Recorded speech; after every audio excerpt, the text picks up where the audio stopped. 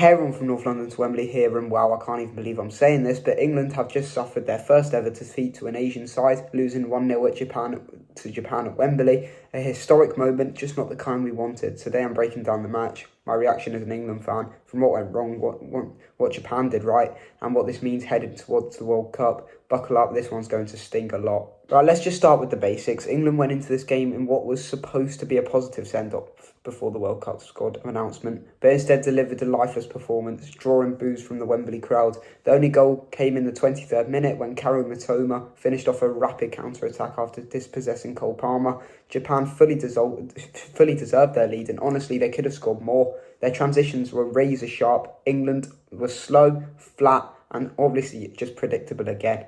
Harry Kane picked up a minor knock and was rested, and his absence was felt massively. Phil Foden played as a false nine, but the experiment straight up didn't work. England failed to register a shot on target in the first half.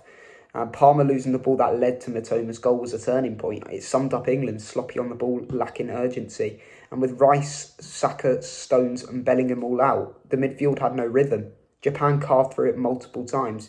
And this is what hurts the most. England dominated possession but lacked incision, creativity and fluidity. Tuchel rotated the squad again, but every change seems to make us worse but not better. Elliot Anderson hit the bar, easily England's best moment of the match. But that aside, we looked toothless. Sportsmo even pointed out what we produced 0.00 expected goals on target before the 78th minute. Let that sink in. As much as we can be frustrated with England, we have to praise Japan. This wasn't a fluke. Japan pressed intelligently, countered at pace, and were incredibly disciplined. Their transitions absolutely ripped us open. Mitoma was electric. Zion Suzuki made big saves, including tipping Palmer's curling shot onto the bar. Their defensive structure frustrated England all night. Japan fully deserved their historic first win over England. They've now beaten Scotland too, and honestly, they look like a team ready to shock people at the World Cup. This defeat raises some big questions. Too much experimenting, Tuchel rotated heavily again and it backfired. A mix of inexperience and poor chemistry resulted in a team that looked like they'd never played football before together. Foden at a false nine, it didn't work versus Uruguay, and it didn't work here. Even pundits said this idea should be banished from Tuchel's tactics book. And defensive wobbles, even Pickford's incredible 922-minute clean sheet streak came to an end tonight.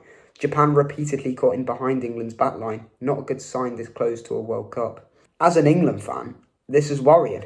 2 final home games before the World Cup, 1-1 versus Uruguay, 1-0 loss versus Japan. There's no momentum, even the fans who stayed were booing at full time. The squad announcement is coming in about 8 weeks, and right now very few players strengthened their case.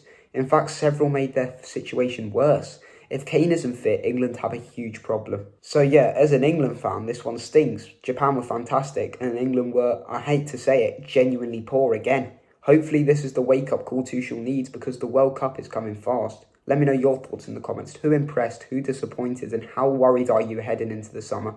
Thanks for watching. I'll see you all next time.